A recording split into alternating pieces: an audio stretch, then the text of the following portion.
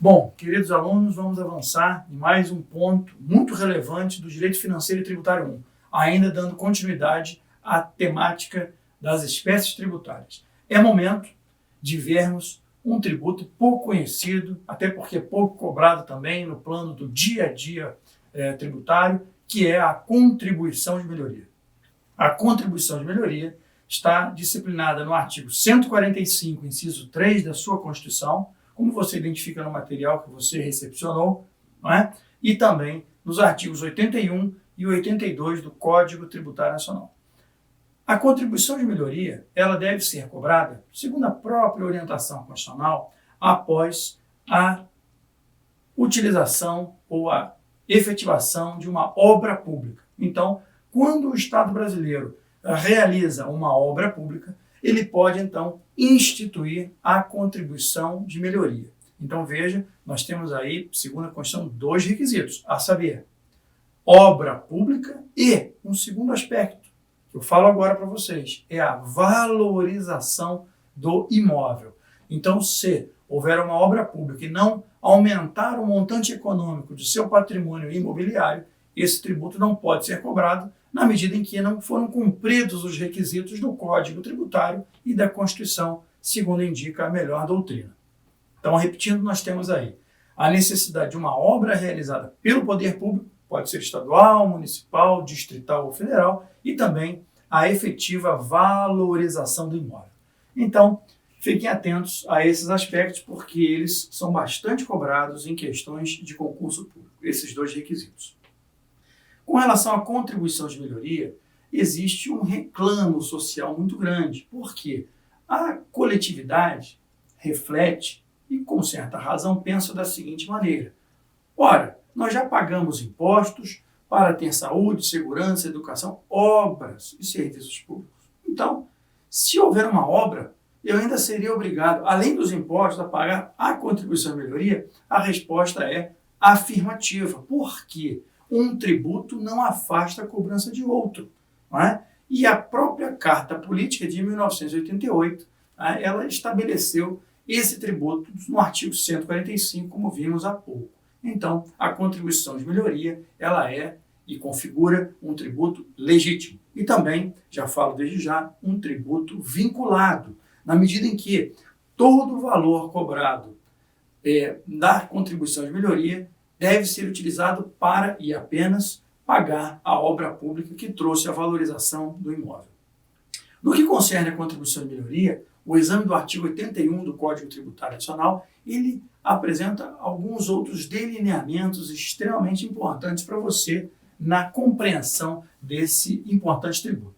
Então vejam, existem dois tipos de limites econômicos para a cobrança da contribuição de melhoria. O primeiro deles é o limite global, significa dizer, o poder público jamais pode enriquecer, vamos dizer assim, com o valor cobrado deste tributo. Então, se a obra custou 2 milhões, todos aqueles que foram beneficiados pela obra só podem ser compelidos a arcar com até os 2 milhões do meu exemplo. Significa dizer, o poder público não pode, a título de valor global, cobrar mais do que ele gastou com a própria obra pública. E nós temos o limite individual também, em conjunto com esse que eu acabei de destacar. O limite individual significa o seguinte: se o seu imóvel, o imóvel do contribuinte, valorizou apenas 30 mil reais com a obra de 2 milhões, esse contribuinte jamais pode ser compelido a pagar mais do que ele ganhou economicamente. Então, o indivíduo só pode ser obrigado a adimplir este tributo, leia-se a contribuição de melhoria, no limite daquilo que ocorreu a valorização de seu imóvel. Então, se a obra foi 2 milhões, tiveram 100 imóveis valorizados em 20 ou 15 mil reais, né? Ainda que isso não pague a obra toda, se for o caso, há de se verificar o exemplo sob a ótica econômica, ninguém pode ser obrigado a pagar mais do que teve a valorização de seu próprio imóvel. E, além disso, não se pode também pagar mais do que foi o custo da obra toda. Então, são dois limites que devem atuar em conjunto, segundo, repito, o artigo 81 do Código Tributário Nacional. Então, eis os requisitos básicos aí da contribuição de melhoria. restaurando os aspectos de maior realce, nós temos um tributo chancelado pela Constituição, não é? Pouco cobrado no dia a dia, são poucos os estados que fazem a instituição desse tributo. Posso destacar desde já o estado, talvez soberano, do Rio Grande do Sul, e temos também o estado de Minas Gerais, que costumeiramente cobra esse tributo. No estado do Rio de Janeiro e nos demais não é tão costumeira a instituição dessa exação, como falei há pouco. Fixadas essas premissas, vimos também a questão relacionada aos limites. Então, ninguém pode ser compelido a pagar mais do que o custo da obra e ninguém pode ser compelido a pagar mais do que teve a valorização de seu próprio imóvel. A criação desse tributo depende de lei ordinária, né? E aí reside uma das dificuldades na criação, porque o chefe do Poder Executivo e a própria Câmara de Vereadores, se for no caso do município, e os demais atores políticos e legislativos não têm grande interesse de criar esse ruído com a sociedade no estabelecimento desse tributo que a sociedade não compreende bem, não consegue identificá-lo como adequado. Então, por isso, não é tão comum a sua criação no direito brasileiro. Um outro ponto, esse gizado, de maneira muito efetiva no artigo 82 do Código Tributário, sinaliza a complexidade na criação desse tributo. Então, são vários os requisitos estabelecidos pela legislação para que esse tributo seja levado a efeito. Há necessidade, como destaquei, de uma lei, um edital indicando o alcance da obra pública, né? E mais do que isso, uma publicidade prévia à própria instituição do tributo e das obras. Então, isso traz, repito, mais uma dificuldade efetiva para a instituição da contribuição de melhoria. Então, esse é o aspecto que eu queria chamar a sua atenção com relação à contribuição de melhoria. Não temos mais debates, o que eu gostaria que você tivesse muita atenção com os dois requisitos constitucionais e previstos na legislação que eu mencionei. Tem que ter obra, tem que ter valorização e também os dois limites. Pela minha experiência com sala de aula, eu tenho ciência que você já está refletindo, não é? Bom, e se teve uma obra pública e não valorizou, o meu imóvel, ele teve uma redução de preço, porque a obra foi de péssima qualidade, não é? Então, se isso acontecer, evidentemente, a matéria não é mais de direito tributário, e sim de responsabilidade civil do poder público, né? Ou responsabilidade patrimonial do Estado, seria a terminologia mais adequada, né? Então, porque não foi cumprido um dos requisitos da Constituição, que é a valorização do imóvel. Então, tem que ter a obra pública e a valorização. Se um desses pilares não estiver presente, não se trata, evidentemente, de contribuição de melhoria. Mas, a depender de cada situação, você vai poder pleitear em juízo, se for o caso, e se lhe parecer pertinente, eventual indenização junto ao Estado brasileiro. Mas, repito aí, a questão refoge, ela desborda dos estreitos contornos do tributo que falamos nesse momento. Feito esse registro, não é? Então, podemos avançar para examinar um novo tributo. Esse também, pouco conhecido da sociedade, até porque não é costumeiramente criado. Então, nós já vimos, antes de passar ao quarto tributo, nós já vimos os pontos relacionados aos impostos, as taxas também já vimos em aulas anteriores, e falamos agora da contribuição de melhoria. É chegado o momento, então, de falarmos de um tributo sui generis, um tributo diferente, que é o empréstimo compulsório. Os empréstimos compulsórios podem ser criados apenas pela União e dependem de lei complementar e têm natureza vinculada. Veja, muitas informações, todas elas relevantíssimas. Antes, entretanto, vamos aí verificar a previsão normativa. Vocês que me conhecem sabem que eu sou extremamente positivista, gosto que você conheça o texto normativo relacionado a cada instituto, até porque, falo sempre para todos os alunos em todos os níveis, a lei é a fonte primária do direito. Então, é deveras relevante que você conheça a nossa legislação. Nesse esquadro, eu sinalizo para você a necessidade de conhecimento do artigo 148 da Constituição e do artigo 15 do Código Tributário Nacional. Repetindo, 148 da Constituição e artigo 15 do Código Tributário Nacional. Veja, O empréstimo compulsório, segundo o texto legal, ele pode ser criado apenas nas hipóteses disciplinadas pela Carta Política. São apenas 2 incisos, como você acompanha em vosso material. Então nós temos aí o empréstimo compulsório será instituído pela União mediante lei complementar nas hipóteses ali sinalizadas. Você pode bem mensurar calamidade pública, investimento, não é? Necessidades ali estabelecidas textualmente no artigo 148 da Constituição.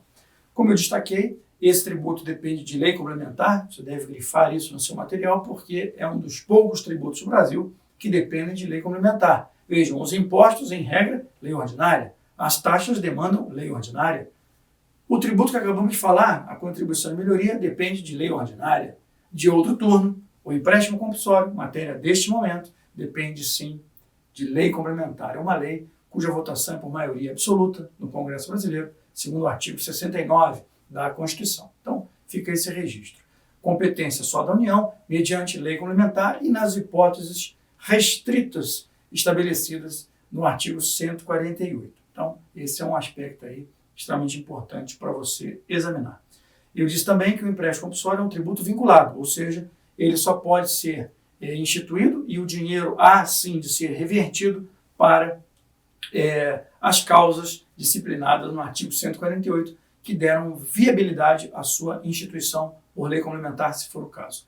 Para facilitar a sua compreensão e te deixar um pouco mais tranquilo nesse momento, eu gostaria de dizer que não tivemos a criação desse tributo nos últimos anos.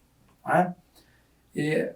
Tivemos sim, na década de 60, um empréstimo compulsório no âmbito da eletricidade, das transmissões, né? E tivemos, na década de 80, o empréstimo compulsório dos veículos. Né? Mas, mais recentemente, não tivemos aí nenhuma instituição desse tributo. Existe uma discussão teórica, e já está chegando a jurisprudência também, se na época o governo também estabeleceu isso na sobretarifa, vamos dizer assim, da energia elétrica, né? Se teria essa natureza ou não, e parece que a orientação vai ser negativa. Né? Mas o que nos importa é o seguinte, esse tributo, e anotem isso, grifem isso, né? Esse tributo ele é restituível, é isso mesmo que você compreendeu. O empréstimo compulsório, se for instituído pelo governo federal, somente pelo governo da União pode ser instituído, ele vai ser devolvido para você. Então, é um tributo de natureza restituível. Não vimos nada parecido nos demais tributos e não vamos ver para frente. Ele é o único que tem essa natureza, esse viés, esse elemento diferenciador. O empréstimo compulsório ele deve ser devolvido. Até por isso a sua nomenclatura é empréstimo. Eu já sei o que você está pensando. Seria possível, Amirá, eu não emprestar? Não, por 2 aspectos. Porque o nome dele indica que ele é compulsório. E segundo, ante o conceito do Código Tributário Nacional, todo tributo é naturalmente compulsório. Então, se for instituído empréstimo compulsório, isso supera a sua voluntas, né? Supera a sua vontade de pagar ou não. Instituído, né? Legitimamente por lei complementar, você será compelido, obrigado a realizar esse pagamento, porque ele é compulsório, ele é coativo. Alguns autores, né, mais antigos até utilizam essa expressão de um contrato coativo, né? Você estaria sendo compelido a emprestar valores ao Estado. Né? Mas, como vamos focar aqui no ponto mais relevante para a gente, para a compreensão do Instituto, nós temos um tributo com essa nomenclatura segundo a Constituição. Então, são esses aspectos de destaque para o empréstimo compulsório. Gostaria de salientar também, né, que o valor auferido pelo empréstimo compulsório deve ser utilizado especificamente para a sua causa de criação. E mais do que isso, um outro ponto relevante é o seguinte, os empréstimos compulsórios, eles não têm prazo para serem devolvidos. Essa é uma dúvida também muito costumeira do corpo discente e da coletividade como um todo. Né? Se ele for instituído, qual o prazo para o Estado devolver? Pode ser 3 anos, 5 anos, 8 anos? A resposta é, depende do prazo estabelecido na lei complementar. Então, a lei que criar o empréstimo compulsório, quando vier a fazê-lo, vai também estabelecer a devolução. O que nós temos efetivamente é o seguinte, a orientação do Supremo Tribunal Federal, à época daqueles empréstimos antigos que fiz menção, a orientação foi a seguinte, o empréstimo compulsório, como ele foi captado da coletividade como um valor econômico, né? Ele não pode ser devolvido em títulos da dívida. Isso aconteceu, ou o governo na época tentou fazê-lo. Ele emprestou o dinheiro e tentou, né, fazer a devolução, a restituição em títulos. Isso não foi autorizado, eu repito, pelo Supremo Tribunal Federal. Então, uma vez emprestado de maneira econômica, né, líquida, ele também deve ser devolvido do mesmo modo. Né? Então, essa é uma característica também importante do empréstimo compulsório. Para caminhar para o fechamento dos empréstimos compulsórios, eu gostaria de falar mais duas situações. A primeira delas, aquilo que foi realizado no Brasil recentemente com o sequestro dos valores da poupança não configurou o empréstimo compulsório. Vou repetir, aquilo realizado à época pelo então presidente Fernando Collor não foi um empréstimo compulsório, foi realmente um congelamento dos valores em conta, né? Muitas dessas, inclusive, liberadas judicialmente à época pela Justiça Federal. Né? Então, não se trata de empréstimo, ali realmente foi um congelamento, um sequestro de valores que não tem, inescapavelmente, natureza tributária. Podemos afirmar sem nenhum tipo de dúvida sobre o tema. O último aspecto do empréstimo compulsório que eu quero chamar a sua atenção é com relação ao tempo necessário para a sua cobrança. Vimos aí no artigo 148 que existem dois incisos. Eu costumo subdividir, estou fazendo nesse momento com meus queridos alunos do BM, em três situações. Né? Nós temos aí situações de calamidade pública, guerra externa ou sua iminência, e a terceira hipótese, investimento público de natureza nacional e urgente. Repetindo, calamidade pública, guerra externa ou sua iminência, vamos fazer um corte por aqui, e o inciso número 2 traz a sua terceira hipótese, que é justamente a figura relacionada a investimento nacional e urgente. Vamos deixar esse inciso 2 para falar daqui a pouquinho. Então, no caso de ser instituído um empréstimo compulsório para calamidade pública ou para guerra ou sua iminência, né? Repito, não tivemos nenhum exemplo, talvez agora possamos refletir ante as dificuldades, né? Essa figura da pandemia, mas o governo federal não sinalizou nada do gênero, mas seria talvez um exemplo viável. Né? Então, se tiver uma calamidade pública, né? Estamos vivendo calamidade em saúde pública, segundo a Organização Mundial da Saúde. Né? Se tivermos uma calamidade pública e o governo queira criar por lei complementar, seria possível. Se for declarada guerra ou estiver na iminência da declaração de guerra, né? Então seria possível também a criação desse tributo. E aí é o ponto que eu gostaria de fazer esse recorte com você no seguinte sentido. Nesses dois casos, estabelecidos no inciso 1, se esse tributo for criado e votado pelo Congresso Nacional mediante lei complementar, ele pode ser cobrado imediatamente. É isso que eu queria chamar a sua atenção. Então, criado o empréstimo compulsório do inciso 1, ele pode ser cobrado imediatamente. De outro turno, e por isso eu fiz aquele recorte há alguns instantes, de outro turno, repito, o empréstimo compulsório do investimento nacional e urgente, ele precisa aguardar o próximo exercício financeiro. Isso está estabelecido na parte final do artigo 148, inciso 2. Significa dizer, se for criado um empréstimo compulsório para investimento no Brasil de natureza urgente, far-se-á necessário, que se aguarde até o próximo exercício financeiro. Então fica esse registro. O inciso 1 tem cobrança imediata, o inciso 2, que é um investimento, deve aguardar o próximo exercício financeiro. Então, esse também é um ponto bastante relevante para você. E para você, aluno do BM, não ficar com nenhum elemento faltante no seu caderno ou no seu material, eu vou falar algo também pouquíssimo explorado pela literatura. Só você que está atento ao vídeo até esse momento vai ter esse dado. Notem, eu destaquei logo no início da nossa conversa acadêmica o artigo 15 do Código Tributário Nacional, pode verificar aí no seu material. E o artigo 15 ele tem 3 incisos. Né? E se você fizer o cotejo do artigo 15 do Código Tributário com a atual Constituição da República, você vai verificar que o artigo 15 não foi recepcionado integralmente pela Constituição. Isso porque o inciso 3 do artigo 15 do Código Tributário Nacional não tem mais constitucionalidade, não tem mais eficácia hoje, na medida em que ele não tem ressonância nos contornos e nos timbres previstos na Constituição. Fixadas essas premissas, tenho que os elementos mais sensíveis e mais importantes do empréstimo compulsório foram examinados. A saber, trata-se de um tributo unicamente federal, criado por lei complementar, ele é um tributo vinculado, hipóteses estritamente delimitadas no artigo 148, né? E vimos que, no caso do inciso 1 do 148, a cobrança pode ser realizada de forma imediata. No caso do inciso 2, far-se-á necessário aguardar o próximo exercício financeiro. Um forte abraço, falamos da contribuição especial daqui a alguns instantes. Vai ter